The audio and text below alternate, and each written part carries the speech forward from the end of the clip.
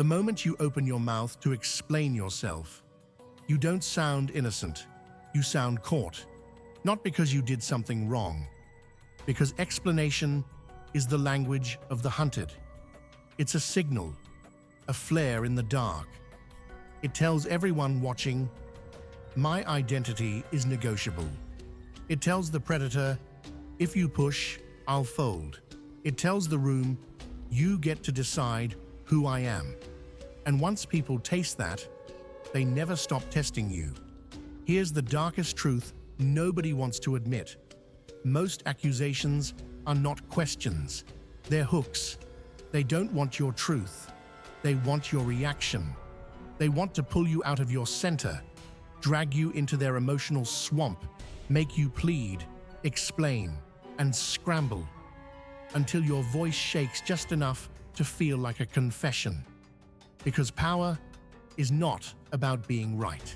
Power is about who controls the frame. And the moment you defend yourself, you step into their frame. You enter their courtroom. You accept their authority. You become the defendant in a trial you never agreed to attend. Today isn't a lesson, it's a weapon. I'm going to show you how to become the type of person who doesn't get dragged into debates, doesn't get cornered by accusations, doesn't get controlled by other people's tone, doesn't get baited by disrespect. You will learn the psychology of the non-defense, how silence becomes dominance, how restraint becomes threat, how calm becomes a warning, and why the most dangerous people don't fight back the way you expect. They don't argue. They don't chase validation. They don't beg to be understood. They let you misunderstand. They let you rage. They let you expose yourself. Then they decide what happens next. If you've lived your whole life performing innocence for approval, this will feel like killing a part of yourself. Good. That part is the leash. Let's cut it. Chapter 1. Why explanation is submission. In every interaction, there's a hidden structure, a silent hierarchy, a positioning game, a battle over who is above and who is below. Most people think conversations are about information. They're not. They're about status. And when conflict enters the room, the structure becomes brutal. One person becomes the judge. One person becomes the defendant. The judge questions. The defendant answers. The judge interrupts. The defendant clarifies. The judge insinuates. The defendant scrambles. And the audience decides who looks strong based on one thing, who seems like they need approval. Explanation is not just words. It's posture. It's positioning. It's you telling the world, I am accountable to your perception. It's you treating someone else's opinion like a verdict. That's why, even when you're telling the truth, you still lose. Because the truth is not what they're measuring. They're measuring need. They're measuring whether you can stay solid while being questioned. They're measuring whether your nervous system belongs to you or to the person pressing you. Chapter 2. The biology that betrays you. Your body was not designed for modern social warfare. Your nervous system was designed for survival. When someone challenges you, your brain doesn't label it a conversation. It labels it a threat. Your heart speeds up, your muscles tighten, your face warms, your mind races, your body wants resolution, your body wants safety. And in childhood, safety came from one thing: being believed. That's where this reflex was programmed. As a child, if an authority figure doubted you, you had one tool: explain, clarify, convince, earn mercy. So your brain wrote a rule. When I'm accused, I must prove myself. You grew up. The rules stayed. Now you walk into adult life with a child survival reflex, wearing a professional outfit. And manipulators love that, because they can trigger your childhood programming with one sentence, one eyebrow, one tone, one insinuation. You don't even realize you're not reacting to them. You're reacting to a ghost of authority living inside your head. Chapter 3. Why manipulators accuse you. A manipulator doesn't accuse you for clarity. They accuse you for control. Accusations are tests. They want to see, will you defend yourself? Will you justify? Will you over-explain? Will you leak emotional energy? Because if you do, they learn your operating system. They learn your pressure points. They learn what you care about, what you fear, what you need. The person who explains is the person who can be handled. The person who defends is the person who can be steered. The person who needs to be understood is the person who can be owned. Most people don't realize they are giving away their control in exchange for a temporary feeling of relief. Because the moment you explain, you feel a little calmer, like you did something, like you're safe again. But the predator isn't interested in your calm. They're interested in your pattern. Because once they know the pattern, they can press the same button whenever they want, and you will dance. Chapter 4. The courtroom does not exist. Here's the first shift that changes everything. The courtroom is an illusion. There is no judge. There is no jury. There is no official verdict. There is only your perception and their performance. Most people walk through life treating other people like judges. They treat opinions like laws. They treat moods like commands. They treat disapproval like danger. So they live in a constant state of management. Managing perception, managing tone, managing impressions, managing accusations. That is not life. That is psychological servitude. When you stop treating people like judges, their accusations stop sounding like sentences. They start sounding like noise. And noise doesn't require defense. It requires filtering. A sovereign does not argue for existence. A sovereign decides what matters. Chapter 5. The most dangerous skill, not flinching. The world is addicted to reactions. People poke, provoke, imply, tease, accuse. Not always because they hate you, but because they want to feel power. A reaction is proof they can reach you. When you flinch, you confirm their reach. When you defend, you confirm their authority. When you explain, you confirm their control. The dominant person in the room is not the loudest. It's the one who doesn't move when the room tries to move them. Not flinching is a threat because it signals, I'm not afraid of your opinion. I don't need your approval. I don't recognize your authority.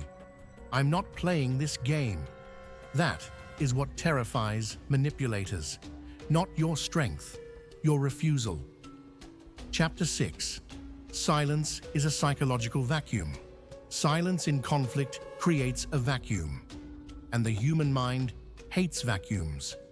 When you stay silent after an accusation, you remove the expected response. The attacker anticipated resistance. They anticipated pleading.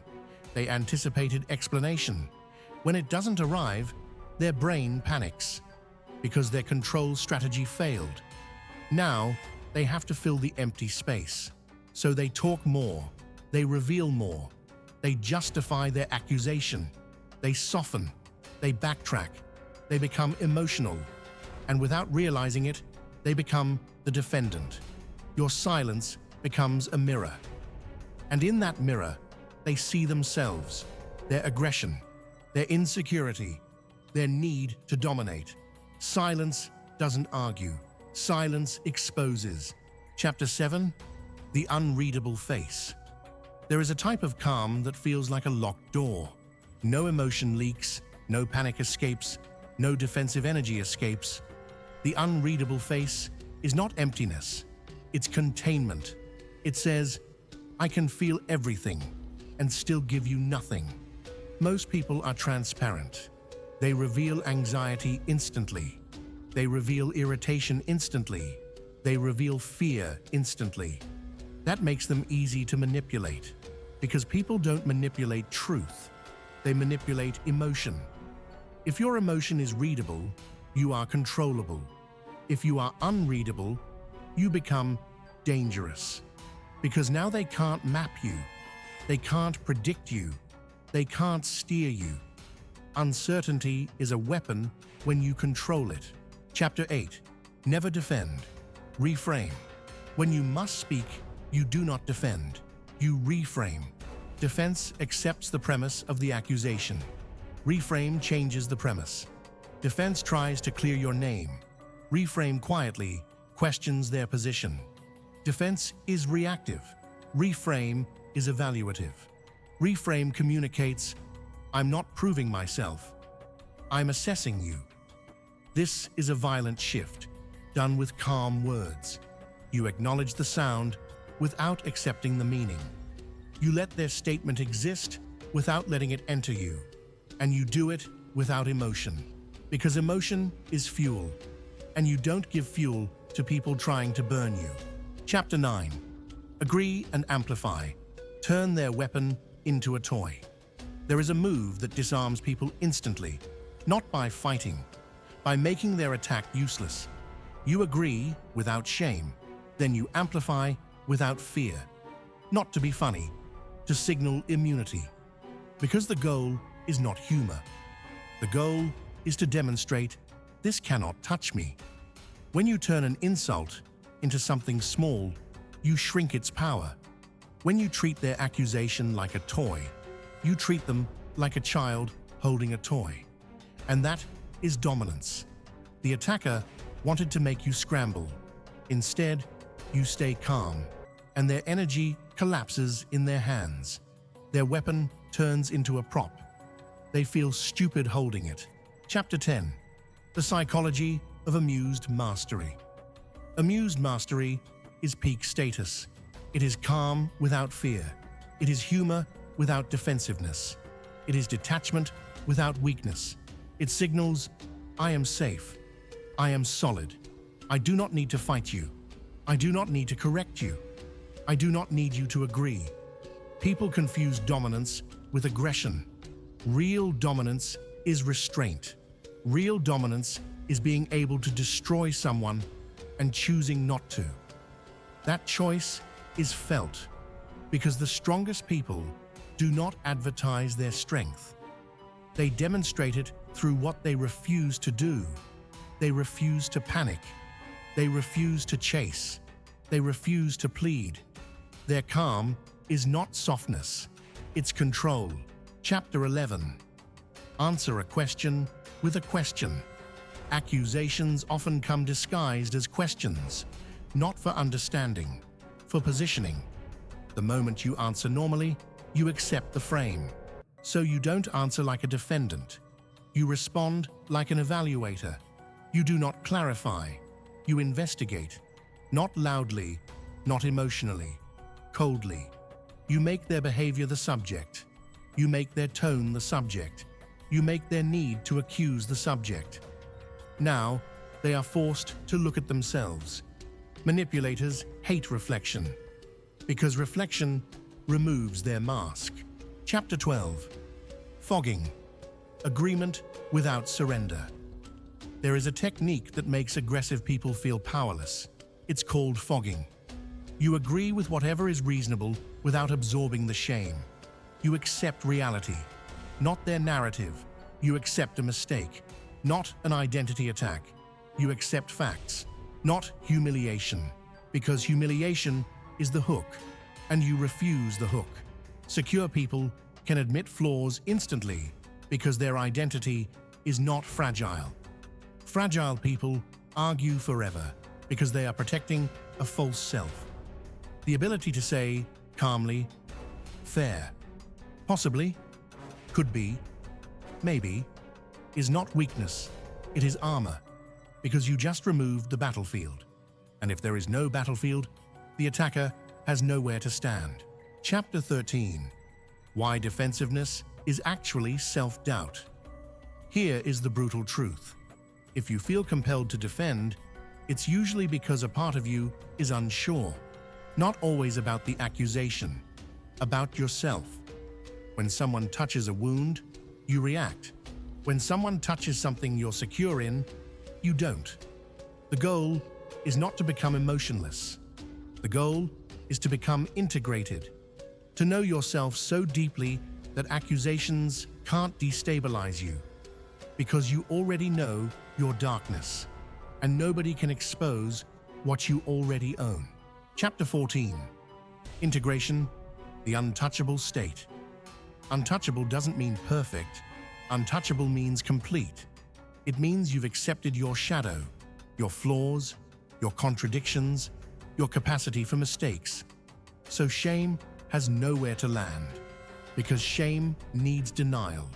Shame needs hiding. Shame needs fear of exposure. When you stop hiding from yourself, people lose leverage. When you stop needing to look good, people lose control. When you stop needing to be understood, people lose access. This is why some people feel impossible to manipulate. They don't react the way you expect. They don't defend. They don't perform innocence. They don't negotiate identity. They simply exist, and the world adjusts around them. Chapter 15. The 7-Day No Defense Protocol. For the next 7 days, you will stop explaining. Not because you're rude, because you're reclaiming yourself. You will state facts and stop. You will let people be confused and stop. You will let people misunderstand and stop. You will let silence exist even when your nervous system begs you to fill it. And that discomfort will feel like fire. That fire is withdrawal. You are withdrawing from validation addiction. Most people are addicted to being seen as good. That addiction makes them controllable. You will detox. You will feel the itch to clarify, to smooth things over, to prove your intention. Let the itch burn out. On the other side of that burn is a new identity, a person who does not beg, a person who does not explain, a person who does not hand out power to anyone with an opinion. Chapter 16. What happens when you stop playing? At first, people will push harder, not because you changed, because they feel the control leaving. They will try to bait you, label you, provoke you, because they want their old access back. They want the old you, the you who explained, the you who apologized, the you who folded, the you who leaked energy. Do not return. Let their tactics die. A tactic dies when it stops working. And the fastest way to kill manipulation is to starve it. Starve it of reaction. Starve it of explanation. Starve it of emotional fuel. That starvation feels like silence. And silence is exactly what they fear. Chapter 17. The magnetism of mystery. Mystery is not created by hiding. Mystery is created by refusing to overshare, by refusing to justify, by refusing to narrate your soul to anyone demanding access. People are drawn to what they cannot read, not because it's confusing, because it feels powerful. When you stop explaining, you become heavier. Your presence feels weighted. Your words feel selected, not spilled. Your silence feels intentional, not empty. And intentional silence creates psychological pressure. That pressure makes weak people uncomfortable. It makes strong people curious. Either way, you gain position. Chapter 18. The final shift. Prey to predator. Most people live like prey, not because they're weak, because they're trained to be, trained to seek approval, trained to keep harmony, trained to prove innocence, trained to explain. Predators rely on that training. They rely on your politeness. They rely on your fear of being misunderstood. They rely on your need to be liked. When you stop explaining, you step out of prey psychology. You become harder to steer. You become a problem for anyone who needs control, because control needs access. And you just close the door, not with anger, with calm. Not with a fight, with refusal. That refusal is dominance. Chapter 19. Frame is the real battlefield. Most people think the battlefield is the argument. It isn't. The battlefield is the frame. The frame is the invisible rule that defines the interaction. Who is right by default? Who has authority by default? Who must prove themselves? Who gets to question? Who must answer? When you defend, you accept their frame. You accept that they are above you enough to demand explanations, even if they're wrong, even if they're petty, even if they're projecting, even if they're manipulating. Defensiveness is agreement.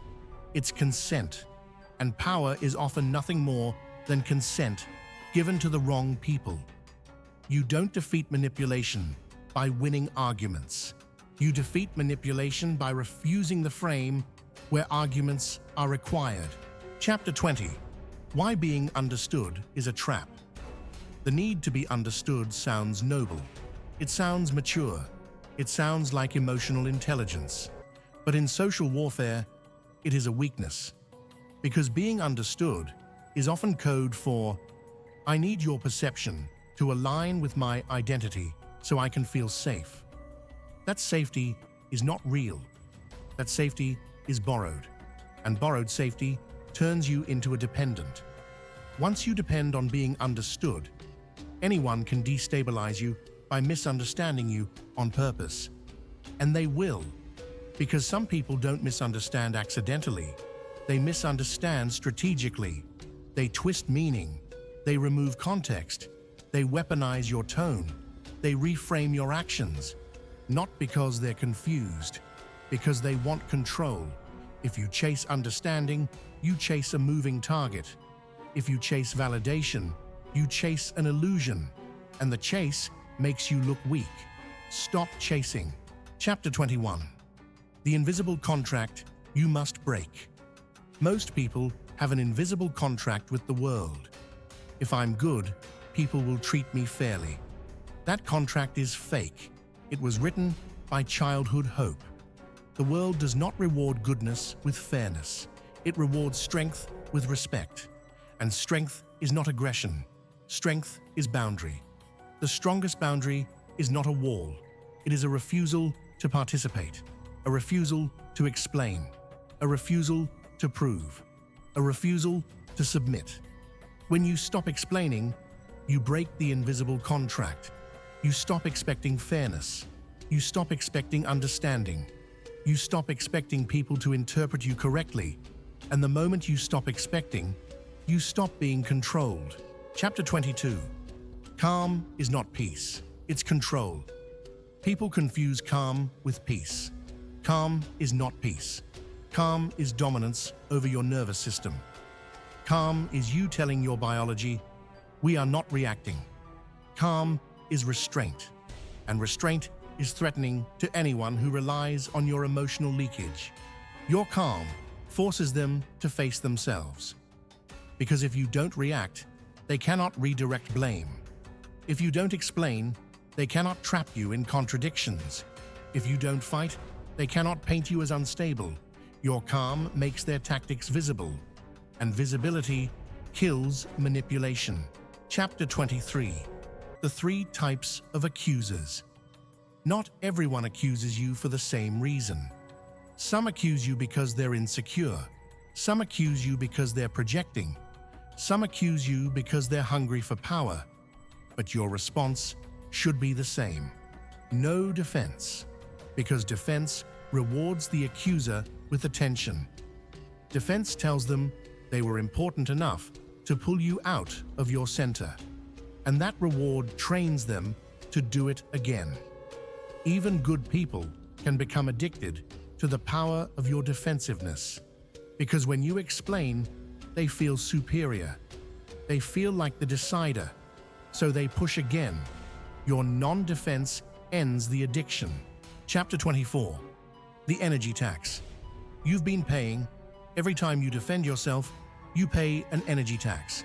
You spend mental energy, emotional energy, time, focus, self-respect. You replay conversations. You craft perfect responses. You imagine how you should have said it. That is not intelligence. That is captivity. And while you're trapped in replay, your life is passing. Manipulators love the energy tax because they don't even need to control you directly. They just need to disturb you and let your mind do the rest. Your non-defense cancels the tax. Your silence refunds your life. Chapter 25. The last weapon. Walk away energy. The most dominant response in any conflict is not the perfect line. It's the ability to disengage without needing closure. Closure is another addiction. Closure is another name for, please complete this emotionally for me. Powerful people do not beg for completion. They end things, they exit, they don't slam doors, they don't announce endings, they simply stop giving access. That is the final form of non-defense. Not silence inside the argument. Silence through absence. Because the ultimate power is choosing who gets your presence. Final close. The person you are now. You're not learning a trick. You're becoming a different type of human. The type who doesn't scramble. The type who doesn't plead. The type who doesn't beg to be perceived correctly. You will be misunderstood, and you will survive. You will be accused, and you will remain calm. You will be tested, and you will not perform. Because you finally understand, the moment you explain yourself, you hand them your throat. So you stop, and the world feels it. Your silence becomes your signature. Your calm becomes your warning. Your restraint becomes your dominance. Subscribe to my channel, The Dark Mind, 999, if you want more.